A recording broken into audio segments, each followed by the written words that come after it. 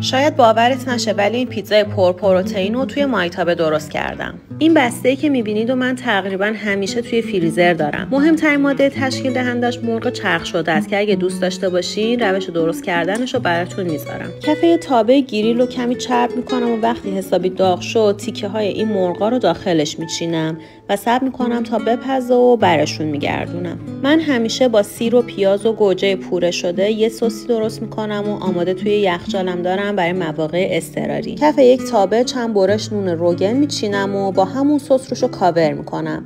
یه مقدار پنیر پیتزا کم چرب میریزم و در نهایت تیکه های مرغ رو روش میچینم. بعد دوباره یه مقدار پنیر پیتزا کم چرب میریزم و یکم روش پودر آویشن میپاشم. درشو میبندم و روی شعله میذارم. شعله رو تا آخر کم میکنم و صبر میکنم تا پنیرا کم کم آب بشن. به همین راحتی این پیتزا رو توی تابه درست کردم.